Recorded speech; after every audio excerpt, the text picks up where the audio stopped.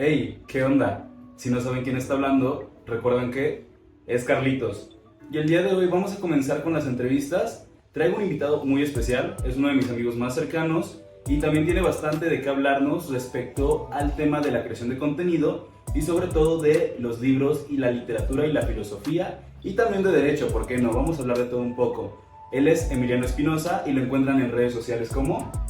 Yo soy en redes sociales como el señor Espinosa, me pueden encontrar ahí, en Instagram y en TikTok nada más, porque es lo único que utilizo. Va que va, ¿y qué tal? ¿Cómo te sientes con la entrevista del día de hoy? La verdad que es la primera vez que hago una entrevista de este índole. Ya me habían ofrecido, dato curioso, cuando estaba en Instagram, cuando estaba en TikTok me habían ofrecido ya hacer entrevistas, sin embargo, pues nunca me animé, nunca me llamó la atención. Pero bueno, como Carlos es un amigo muy cercano, pues me animé a dar una entrevista. Ah, súper cool. Y pues, ahora, tu contenido tenía un nicho muy específico en particular, ¿no? Es curioso, mira, te platico cómo yo inicié porque realmente no es que yo estuviera buscando a ciertas personas. La realidad es que yo en pandemia estaba muy aburrido y hay algo que no veía en TikTok. Ahorita ya hay bastantes creadores de contenido de ese índole. Sin embargo, los que había respecto a los libros hablaban sobre literatura juvenil o muy académica.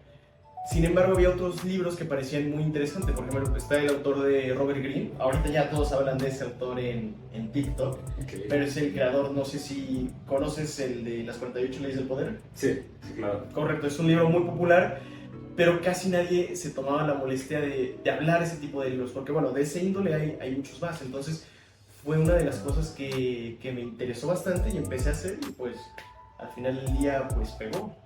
¿Te consideras uno de los pioneros en ese ámbito en particular de la literatura en redes sociales? O sea, en redes sociales hablar de eso.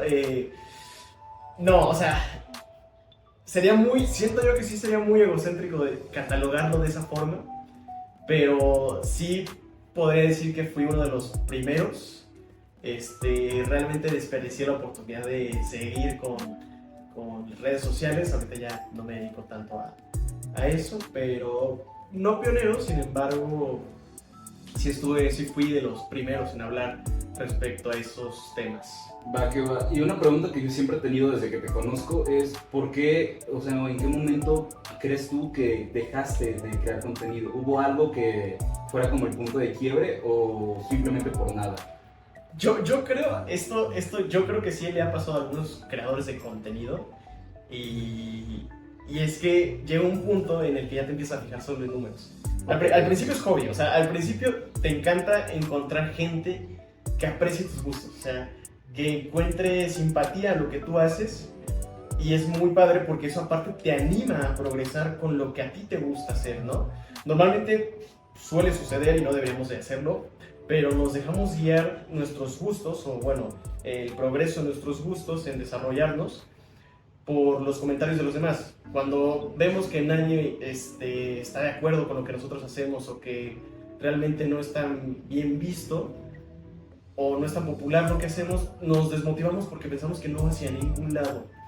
Pero justo con esta plataforma de TikTok que tiene bastante alcance, da la oportunidad de que más personas vean lo que tú haces y que conozcas a más personas que les gusten tus temas. Entonces, pues bueno, al principio me motivaba bastante el hecho de hacer contenido que a mí me gustaba y que fuera muy bien apoyado. Pero llegó un punto en el que yo estaba creciendo pues rápido, como TikTok en su momento lo hacía, pero empiezas a fijarte en los números. O sea, te quedas en los números y ya te estresas porque lo único que quieres es conseguir más números. ¿Y qué pasa? Que tu contenido deja de ser tuyo y empieza a ser el contenido del público. Okay. Ya no haces contenido por ti, haces contenido para el público. Y esa no fue la idea con la que yo empecé, entonces empecé un poco a estresarme en este asunto, aparte tenía otras ocupaciones y pues dejé de hacer videos con la constancia que hacía. Lo tomabas tal cual como un hobby.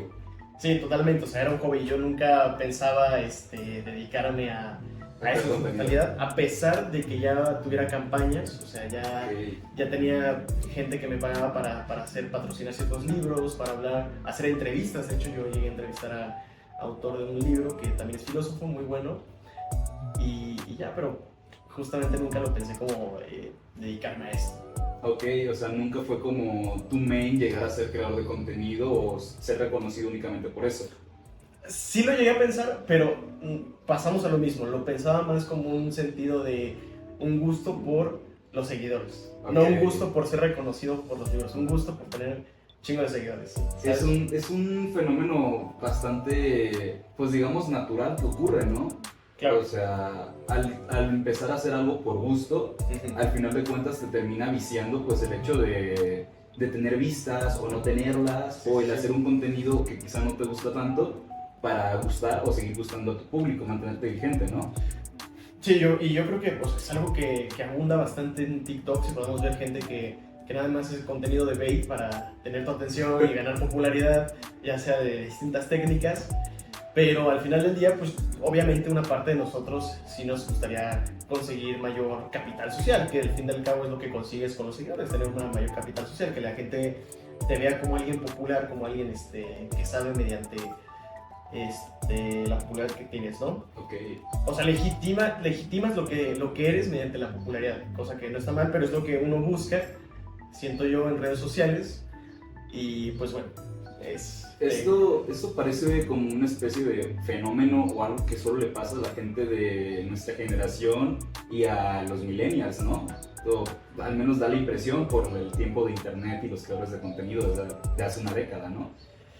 Pues es extraño pensarlo de esa forma, de que quizá eso antes no era como un sueño, una meta o un objetivo que uno se levanta y tiene de la nada.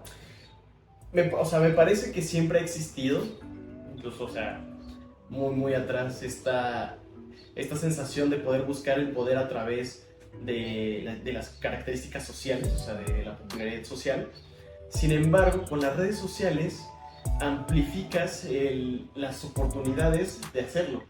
O sea, ya cualquier video se te puede hacer viral. Okay. Entonces, tomas esa partida justamente para tener este tema de que estamos hablando, este poder social, que te puede dar la popularidad. Llegar a ser un líder de opinión, por ejemplo. Sí, correcto. O sea, de alguna forma tener seguidores, pues sí, es un poder. O sea, eres capaz de controlar ciertas críticas y demás opiniones, ¿no? Okay. Entonces, sí pasa.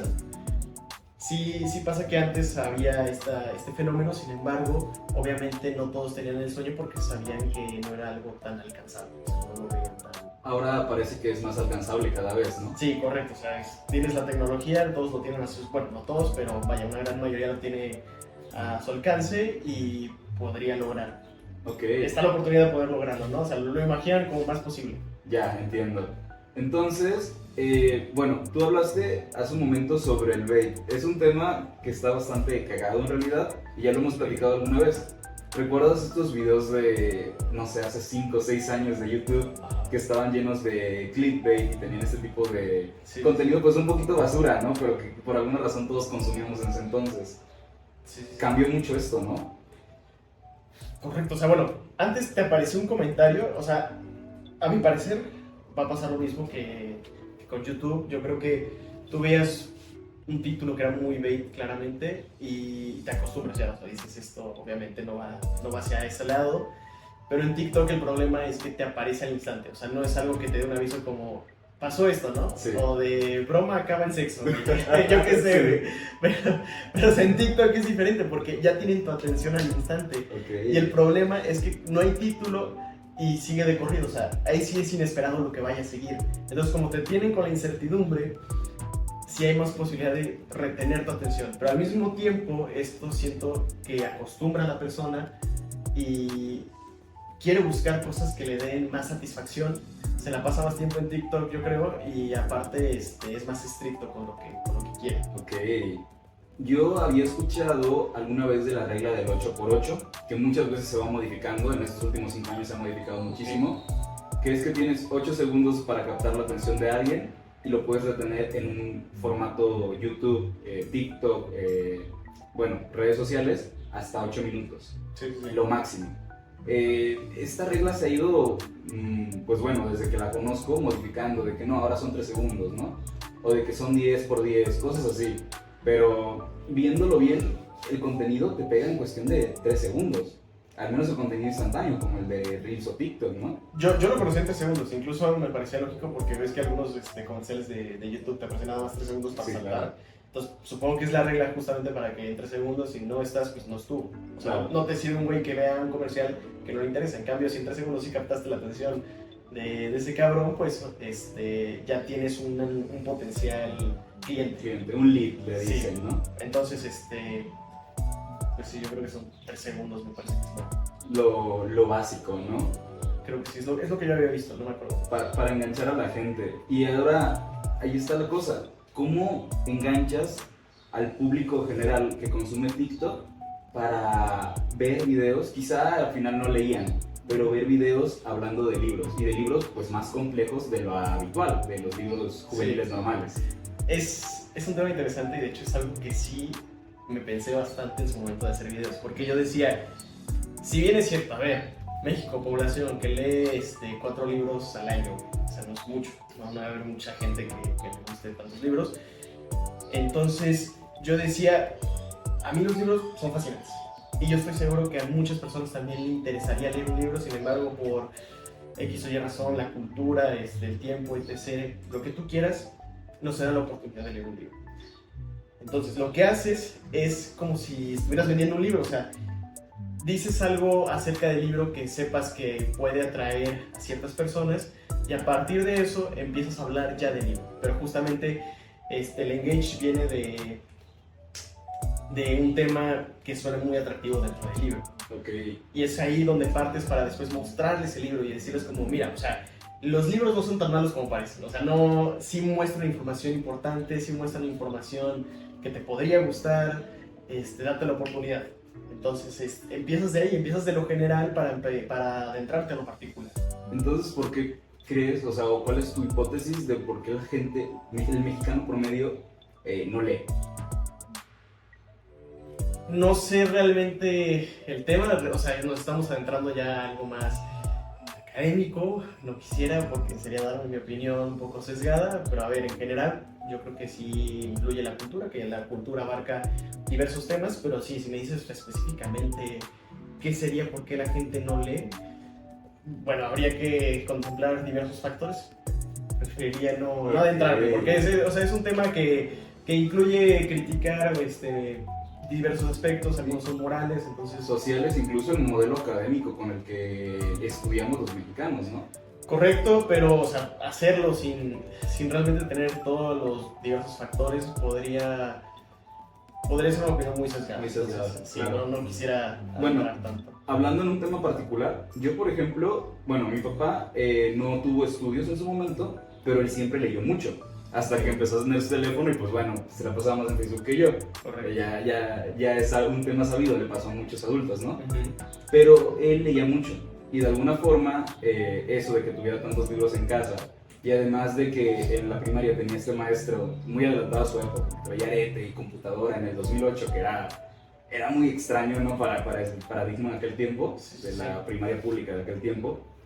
Nos ponía a leer todos los días 1 hora, valiéndole madres pues el horario de que ahorita toca matemáticas, ahorita toca ciencias, ¿no? Sí, Nos ponía a leer 1 hora todos los días durante prácticamente 4 años, casi 4. Y pues bueno, yo leí mucho de niño, muchísimo.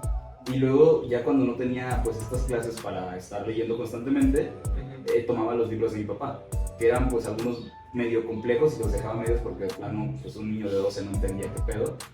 Pero llegué a un libro en particular que siempre me va a dar risa, que es El alquimista, de Paulo Coelho, obviamente. Yo lo leí y dije, güey, esto es lo mejor del mundo. O sea, totalmente, esto es lo mejor del mundo. Luego, después de adentrarme un poquito más en algunas novelas, en particular más complejas, Ángeles y Demonios, que siguen siendo mi libro favorito de la vida, dije, güey, pues como que no está tan chido. Y como que siempre está esta discusión de qué es lectura basura y qué es lectura buena. ¿Tú qué opinas de eso? Tocas un tema muy, muy importante, el cual es que normalmente las lecturas que nos han puesto no nos interesan. Entonces, partiendo de ahí, o sea, a ver, sí, eso sí es muy cierto y eso es porque es evidente que se da. Todas las lecturas que nos dan en la escuela muchas veces no nos van a gustar y es por eso que parte de ahí el disgusto a la lectura también. Puede pasar que de ahí parta del disgusto a la lectura. Entonces, a ver, yo no considero que haya literatura basura. siento que lo que sí existe es un lector que apenas va empezando y un lector pues, que ya es experto. O sea, evidentemente, cuando tus capacidades de lectura van aumentando, buscas más formas de satisfacerlas, buscas más libros, buscas con mayor vocabulario, que se expresen mejor, buscas libros que tengan contenido ¿Que representa un reto? exacto, que represente un reto, pero al mismo tiempo que ya estén a un nivel de complejidad, que, o sea, naturalmente, como en el gimnasio, cada vez vas a querer levantar más peso, ¿no? Eso es algo que instintivamente queremos hacer, o en algún lugar en donde somos buenos, cada vez vamos a querer que nuestro labor sea más complejo. Entonces, lo mismo pasa en la lectura, llega un punto en el que la lectura que tenemos, vamos a querer que sea más compleja. Okay. Siento yo que es ese sentido, no creo que exista literatura basura. Al final del día, si empezaste a leer con lo que viene atrás de la caja de cereales, güey, y ya empiezas a leer otros libros, pues no, para mí no fue literatura basura. Ok, o sea, todo lo que podamos leer en cuanto a una redacción, ya sea rica o básica, nos sirve, a fin de cuentas. Correcto, porque a ver, no todos empezamos sabiendo cómo leer el Quijote, ¿no? O sea, no todos comprendemos todas las palabras. Tenemos que empezar desde muy abajo para contextualizar los demás libros. Yo te quiero platicar una historia, que creo que ya te la había contado en algún momento. Es que yo escribía mucho. Yo escribía bastante, escribía poemas, escribía cuentos, escribía novelas cortas. Nunca llegué a terminar una novela de alto calibre. Pero era en el punto en el que yo ya no leía. En el que por una u otra cosa dejé de leer como rutina y comencé a escribir únicamente. ¿Será como causa-efecto esto o tendrá otro tipo de relación, ¿no? O sea, el hecho de dejar de leer y comenzar únicamente a escribir. Porque yo nunca sabía de dónde me venían las ideas, simplemente escribía, no era como que tomar inspiración de otros lados. Pues mira, hay filósofos que nunca leyeron en su vida, o que incluso leían muy poco, pues no tenían alcance de conseguir todos los libros que querían. Lo que tú hacías puede ser que era un ejercicio reflexivo, que también se puede conseguir con la lectura. De hecho, o sea, la lectura ayuda a tener más información para que nuestro ejercicio reflexivo sea mucho mejor. Okay. En este caso, al escribir, pues me parece que te parece una forma más fácil de reflexionar que leer. Okay. Prefieres estar escribiendo y reflexionar sobre lo que haces que leyendo y comparando con lo que haces. Es de alguna forma, bueno, yo al menos lo he usado, durante varios años he usado la escritura como una especie de forma de desahogo. Aunque no son sentimientos negativos o depresivos o cuestiones de ese estilo, me siento chido, güey, voy a escribir sobre esto. Aunque sea algo que no me haya pasado, ¿no? Ahí entramos un poquito más de ficción, ¿no? Y también lo he hecho pues con cuestiones mías y por eso he escrito como de varios estilos. Pero sí, si me preguntas la última vez que tocó un libro, de hecho tú me lo prestaste, que por ahí anda, Meditaciones de Marco Aurelio, lo leí hasta la mitad, sí, en cuestión de 2 meses, que es un libro pequeño en realidad, y ya no lo seguí leyendo, y de hecho todavía sigue ahí. Meditaciones de Marco Aurelio es un gran libro, yo lo recomiendo a todos. De hecho, dato curioso, se dice, incluso en el libro lo menciona, se dice que su esposa lo llegaba a ser infiel. Bueno, Marco Aurelio era un emperador y era estoico. Bueno, lo catalogaban como estoico. Y en su libro Meditaciones realmente son reflexiones de él. Y pues bueno, se dice que su esposa le era infiel y bueno, que era tan estoico que esto no le importaba. Que para él lo único importante era que si él seguía amando a su esposa, pues bueno, nada más necesitaba esto, ¿no? No le importaba si su esposa le era infiel. El primer filósofo cool, podríamos decir. Pues mira, no sé si lo catalogaría como filósofo, pero pues sí, si lo catalogan como filósofo, está el primer filósofo cool. Básicamente. O sea, sí, habías mencionado, ya, acabo de recordar que era lo que quería pensar. Habías mencionado acerca de que esto estaba como un poco en la ficción, o sea, que escribías de cosas que incluso no te habían pasado a ti. Sí. Sin embargo, es muy importante hablar sobre esto porque es equivalente a hablar sobre las metas. Las metas se encuentran en un lugar abstracto, son ficción, aún no las tienes. Okay. Sin embargo, reflexionas sobre hacia dónde quieres ir y a partir de reflexionar hacia dónde quieres ir, también reflexionas sobre quién eres. Ok. Entonces, no necesariamente tienes que escribir sobre cosas que hayan pasado, puedes escribir sobre cosas que aún no han pasado y cómo te las imaginas. Porque capturando la esencia de lo que sientes acerca de cómo tú te ves en el futuro o qué es lo que esperas de tú ser en el futuro, es como puedes también entenderte a ti mismo. Entonces, no me parecía una actividad poco reflexiva, ¿no? O sea, totalmente no. Considero que sí, igualmente reflexiva e incluso mucho mejor hablar sobre estas cuestiones abstractas, ya que, pues, te conoces a ti. La otra vez estaba viendo una entrevista a un rapero, uno de mis raperos favoritos, Cruz Cafune, y decía de que varias de sus canciones, o sea, él está casado, ¿no? Y decía que varias de sus canciones que hablan sobre peleas o cuestiones de pareja, pues no le pasaron, ¿no? Pero que las plantea así y dice, güey, es que así es como yo actuaría en esa situación. Sí, es sí. Algo por ese estilo, ¿no? Como que por ahí va la onda, ¿no? Sí, totalmente. O sea, el cómo actuarías es decir, este soy yo. Sí, claro. O sea, tal vez no estoy en esta situación, pero así es como me siento yo.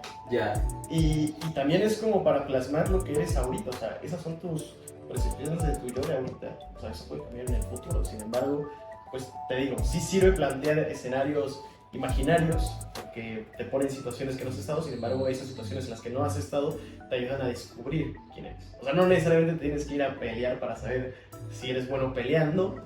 Uno sabe a partir de lo que puede reflexionar si es bueno peleando. Claro, obviamente, si tiene información exterior, puede obtener una reflexión más precisa. Ok. Una interpretación de sí más precisa. De sí mismo, a fin de cuentas. Correcto. Y es que en realidad yo muchas veces, yo escribo, siempre he escrito también canciones, que nunca las grabo porque no me gusta pues grabarlas así. Sin embargo, son situaciones que digo, es algo como me siento ahorita, por ejemplo, tras una ruptura o una cuestión así, pero esto no pasó. O sea, lo estoy escribiendo de una forma que suena teatral, casi, ¿no? O sea, como si fuera una especie de novela, un cuento, o algo por el estilo, una serie. Sí, o sea, totalmente. O sea, igual las novelas tienen contenido filosófico, no necesariamente tienen que explicar un análisis acerca de la vida para decirte que es filosofía. Las novelas pueden contener contenido filosófico, verlo desde tercera persona nos ayuda a reflexionar respecto a las decisiones que puede estar tomando el personaje, cómo va evolucionando las cosas, etc. Sí. En ese sentido, hasta Bajo la misma estrella puede ser contenido filosófico. Si se le hace el análisis, se puede. O sea, al final del día siempre hay una interpretación. O sea, a ver, el contenido que nosotros vemos, nunca lo vamos a entender puramente como está escrito. Y está bien, porque es parte de conocer la lectura. Es la interacción de nuestros conocimientos con la lectura. Y estos conocimientos junto con la lectura es lo que da al conocimiento que obtenemos por haber analizado la lectura. ¿No? Entonces, obviamente que hay cosas que sí hay que tener en cuenta, como los prejuicios que pueden no contribuir a un mejor entendimiento de la lectura. ¿Cuándo entendemos que hay un buen entendimiento de la lectura? O bueno, ¿cuándo se puede denotar el entendimiento de la lectura?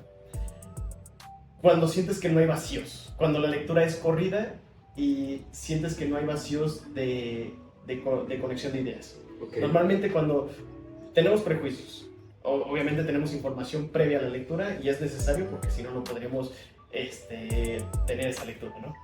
Entonces, al momento de tú leer, tienes unos prejuicios. Hay unos prejuicios que contribuyen a un mejor entendimiento, porque puede que tengas información respecto al pasado, a la época en cuando se escribió ese libro. Y al momento de entender por qué lo que el autor está escribiendo en ese momento lo escribió, entiendes también mucho mejor la lectura.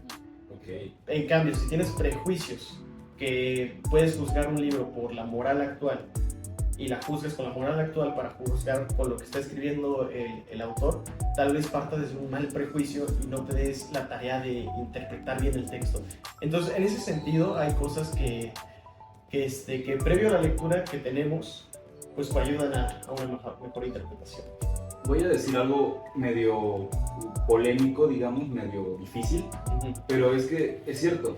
Las personas religiosas no interpretan la Biblia tal cual con el contexto actual. Lo ven con el contexto de esa época y tomándolo en algunos momentos como metáforas.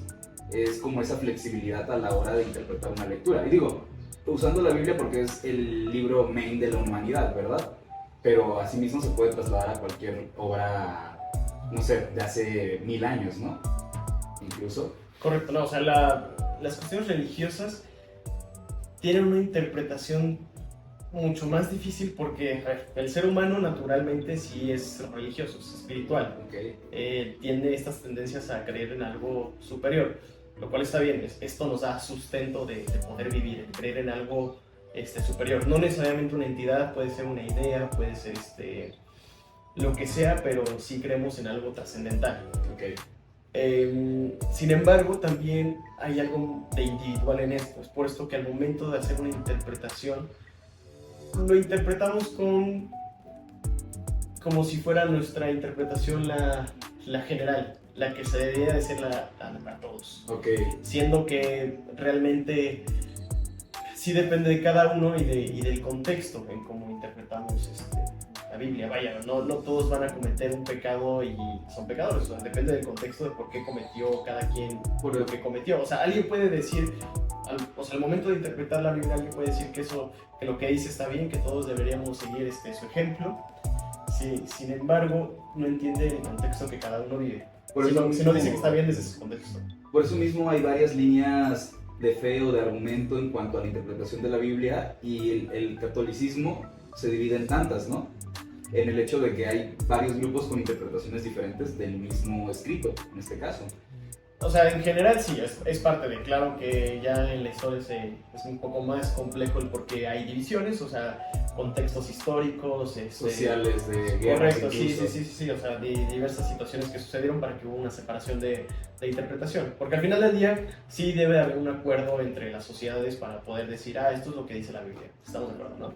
Porque si no, sí va a haber van a estar en desacuerdo y no se van a poner en conjunto para una creencia. Muy bien. Entonces, bueno, y también es otro tema que siempre va a haber un poder hegemónico respecto a cuál debería ser la interpretación. O sea, ahí hay un poder hegemónico que te dice, esta debería ser la interpretación, ¿no? Debería. Ajá, debería de ser. Tú puedes tener otra interpretación, pero no importa, el poder hegemónico dice que esta es la correcta. Ya. ¿Entiendes? Pero bueno, es que se puede dar así porque aparte suele ser poco específica y muy general. O sea, en cuestiones religiosas, al tener un contenido con mucho pasado, debes de tener también mucha información del pasado, mucha información también de diversas disciplinas para poder tener una mejor interpretación. Ya. Ok, está muy heavy pensarlo de esa forma, ¿no? Pues es extenso, es complejo. Está muy cañón. Ahora, vamos a pasar, bueno, dentro del mismo tema, dame tu top 3 de libros de toda la historia que has leído, güey. Top 3. Las preguntas difíciles. A ver, hay uno que yo creo que sí o sí lo recomiendo, sea la persona que sea, si no lo he leído. El libro de Maestría de Robert Greene. Maestría de Robert Greene. No quiero entrar mucho porque es muy extenso y siento yo que es mejor que lo lean. Realmente está muy ligero de leer, o sea, es muy amigable el vocabulario que utiliza Robert Greene, pero nos habla sobre cómo conseguir ser nosotros mismos y desarrollarnos en nuestro ámbito. Okay. O sea, conseguir explotar a lo que quisiéramos ser. Ya. A lo que en esencia quisiéramos ser. Ese lo pones en primer lugar. Sí, totalmente en primer lugar. A ver, segundo lugar. Hay un libro filosófico que me gusta bastante. No obstante, siento yo que no es un libro tan recomendable. O sea, no es como que a todos les vaya a gustar. No, tal vez puede ser muy pesado. Pero Ética de Spinoza. Ética de Spinoza, muy bueno. Spinoza, de cierta forma, pensaba en una religión panteísta, donde todo es lo que conforma a Dios, o sea, todo lo que nos rodea conforma Dios. Okay. No somos libres, pero podemos aspirar a la libertad. El mundo es algo determinista, sin embargo, lo que nos deberíamos enfocar es a las sensaciones positivas que pueden surgir en nuestro actuar, ¿no? Okay. En nuestro pensar reflexivo. También tiene habla sobre los diferentes tipos de conocimiento, pero bueno, de ahí viene una frase muy famosa que yo creo que si tienes contenido de filosofía te ha parecido, que Spinoza decía, es doblemente miserable aquel que se arrepiente. No, aquel que se arrepiente es doblemente miserable, pero bueno, es lo mismo. Y este apartado nos habla que justamente el sentimiento de arrepentimiento es un sentimiento que no te permite actuar. Ok. Entonces, por eso que dice, es doblemente miserable aquel que se arrepiente. ¿Por qué? Porque una vez o sea, él decía que si tú cometiste un acto que no está bien, lo hiciste fuera de razón. Entonces, no te culpes tanto porque estabas fuera de razón. Ya. Y si te estás culpando, lo único que vas a provocar es que tengas menos potencia de actuar. De poder, o sea, el actuar es para conocer. Mientras más conocemos, mayor acercamiento hacia la libertad. Algo así. Okay. O sea, obviamente es más complejo, pero por ahí va el asunto. Entonces, bueno, esto decía que es doblemente miserable aquel que se arrepiente. Bueno, ese lo dejé en tercer lugar porque siento que no a todos les podría llamar la atención. O sea, no siento que sea un libro dirigido para todos. En segundo lugar, obvio tenía que decir esto, Los Estoicos. Los estoicos. Yo creo que el mejor libro, el de cartas a... Es el de Séneca, que era el de cartas a... Ya no me acuerdo cómo se llama el libro. Pero pongamos que son las cartas de Séneca. Ok. Eran unas cartas dirigidas a uno de sus mejores amigos. Ahorita no me acuerdo el nombre de sus mejores amigos. Pero eran cartas dirigidas a él. Y bueno, son pensamientos reflexivos sobre cómo debería de actuar el ser humano. Muy bonito. Si te gustó Marco Aurelio, este te va a encantar mucho más. De hecho, siento yo que es el mejor libro de los estoicos. Ok. Siento, esa es mi opinión personal, muy personal. Se me hace muy sencillo.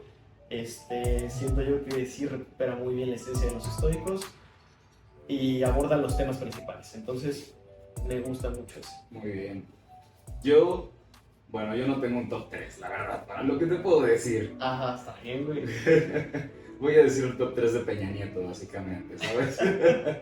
Pero bueno, volviendo al tema filosófico, tú estudias 2 carreras. Ajá. Desde hace ya casi que 2 años llevas las 2 al mismo tiempo. Sí, ya que se nos sabe. ¿Y qué tal es? Derecho y filosofía. Sí. Ya, ahí tiene totalmente sentido, por si no se había notado todavía. Sí, no, de hecho, o sea, a ver, es que es un tema. Ahorita vamos a tocar ese tema justamente importante. Estudiar 2 carreras, a ver, no es la friega que uno pensaría. Sí se puede, bueno, dependiendo también la carrera, pero en general, en mi situación, sí se podría estudiar estas 2 carreras. No obstante, también es cierto que no vas a ser experto en ninguna. Ok. O sea, vas a entender muy bien los conceptos de tus carreras, puede que te introduzcas, sepas, eres estudioso, muchas ganas y sepas lo general. Ya. Sin embargo, no vas a ser destacado en ninguna. Okay. O si eres destacado en alguna, vas a dejar de lado descuidada un poco la otra. Ya. Y esto pasa porque va a haber un punto en donde tengas que decidir realmente cuál es tu pasión. ¿Tú ya lo tienes decidido? No, estamos en ese trance, pero sí pasa, o sea, sí pasa el hecho de que si te quieres, o sea, al final del día, como el libro de maestría, quieres perfeccionar lo que eres. Puede que sí combine el derecho y la filosofía, sin embargo, en este punto ahorita estoy en querer entender cada una por aparte. Okay. Ya después puede venir la combinación, pero ahorita es como decidir si soy filósofo abogado o abogado filósofo. Ok. ¿Entiendes? Entonces, por ahí va la cosa. Suena muy cañón decirlo de cualquiera de las 2 formas, ¿sabes? No, sí, pero o sea, el punto es justamente decidirte qué eres. Ya. O sea, cuál es tu principal esencia, si eres abogado o si eres filósofo, ¿no? Entonces, sí llega un punto en el que tienes que decidir, esa es la cosa, que no vas a ser experto en las 2, y si lo eres, vas a ser una, vas a descuidar la otra o vas a estar mediocremente en las 2. O sea, tú realmente aconsejas a la gente o les dirías, güey, sí se puede hacer 2 carreras, sí te lo recomiendo. Se puede, a ver, si tú quieres si tú ya tienes bien claro, quiero ser especialista en filosofía, no lo hagas. O sea, no hagas, dedícate a la filosofía nada más, no te quieras meter a otra carrera. En cambio, si tú quieres ser tienes muchas dudas, porque, bueno, por eso yo estudio 2 carreras, yo tenía bastantes dudas en qué estudiar, pero yo estaba seguro de que las ciencias sociales era lo que me gustaba. Entro a Derecho, no me llena, sin embargo tampoco me quiero salir porque hay materias que me gustan. Claro. Entonces me meto a filosofía y me gusta totalmente, sin embargo me siguen gustando ciertas partes de Derecho y por eso no me salgo. Entonces ahí es cuando decido, pues ya, voy a agarrar las 2. Tomo las 2 carreras. Bueno, y otra cuestión a mencionar es que una de las carreras es en línea. También por eso la facilidad de poder estudiar 2 carreras. Así que si alguien está en ese punto donde sabe que hay varias cosas que le gustan, dedíquese, puede estudiar 2 carreras, pero trata de maniobrar cuáles son las mejores opciones para poder estudiar. ¿Crees que hubieras podido estudiar 2 carreras en presencial? Sí, sin embargo, no trabajaría. O sea, también trabajo, pero no trabajaría. Trabajar y estudiar 2 carreras, ¿cómo se maneja todo esto, güey? Porque está muy heavy. Oye, pues estoy al borde del colapso, pero sí hay que tener un plan. O sea, sí, está difícil, pero hay que tener un plan. O sea, el punto de todo esto, por ejemplo, ahorita ya me voy a intercambio, pero justamente estuve planeando este asunto. O sea, yo desde el año pasado estuve planeando, voy a estar metiendo tantas materias, voy a meter el intercambio, justamente dejo de trabajar, me voy a intercambio, bajo las materias. Y bueno, esto hace que tenga un plan para poder maniobrar lo que estoy haciendo con mis carreras, con mi vida y no colapsar. Muy bien. Y también tener casos de emergencia. O sea, a ver, en caso de emergencia, ¿qué hago? Bajo las materias. No me doy de baja porque sigue siendo mi sueño. Claro. Nada más bajo la cantidad de materias, ya sea en Derecho, ya sea en Filosofía, dejo el trabajo temporalmente, lo que sea. Hay que tener un plan de contingencia para este tipo de cuestiones, pero sí, lo ideal es planificar. Entonces, esa es la cuestión. Y en primicia, digamos, para este medio, ¿a dónde se va este tiempo, señor Espinosa? ¿Desde dónde vamos a estar viendo su contenido? Que esperemos que vuelva pronto a redes sociales. Mi contenido, no creo hacer contenido, pero a ver, que si todo sale bien, o sea, no tenemos la visa, pero solo falta eso y ya nos iríamos a intercambio y estudiar a Italia. A Italia. Sí, Italia. La Universidad de Milán. De Milán. O sea, ¿y qué tal, cómo te sientes con eso? Con saber que literal vas a darle un ruedo a tu vida de total, ¿sabes? Pues, güey, lo único que siento es que no va a tener vacaciones de todo lo que está haciendo. O sea, esto está la madre, güey. O sea, obviamente sí va a ser más cabrón, pero, güey, o sea, ponte a pensar, ya no voy a meter menos materias. O sea, sí me lo voy a tomar como muy de descanso, como disfrutar, realmente dedicarme nada más a intereses intelectuales. Y ya, entonces, ahora me siento bien porque salió todo planeado. Sí. Planeado. Entonces, es la idea. Y, pues, bueno, sobre el contenido, no creo volver. Literalmente ya señor Espinosa se quedó en lo que dejó al mundo digital y ahí quedó. Güey, no quisiera porque yo veo en retrospectiva el contenido y digo, güey, sí había potencial. Había potencial. Tenía muchos seguidores que ya solamente me estaban siguiendo por el contenido que ya hacía para ellos, cosa que no me gustaba, pero sí había potencial en general. Okay. Y pues bueno, recuérdanos una vez más cómo te podemos encontrar en redes sociales. Pues bueno, cualquier cosa, yo estoy como sr.espinosa o señor Espinosa, ahí lo van a ver aquí en la edición. Y pues bueno, solo estoy en TikTok y en Instagram. Muy bien, y pues muchas gracias por estar en este capítulo. Si se preguntan quién es Carlitos, en esta ocasión con señor Espinosa. Vamos a seguir creando capítulos, vamos a traer más invitados y probablemente Emiliano vuelva a formar parte en algún momento de algún video, ya contándonos quizá cómo le fue en Italia. Y pues bueno, este podcast lo pueden encontrar ya disponible en Spotify, en Apple Music y en YouTube como Carlitos. Y a mí me pueden encontrar como carlitos.qr en Instagram y Carlitos en TikTok. Esperen los clips y pues bueno, si se preguntan quién es, recuerden que es Carlitos. Exacto. Hasta la próxima. Carlitos es un podcast producido por Tailgod Media. Encuéntrame en Instagram como carlitos.qr y en TikTok como carlitos.qr.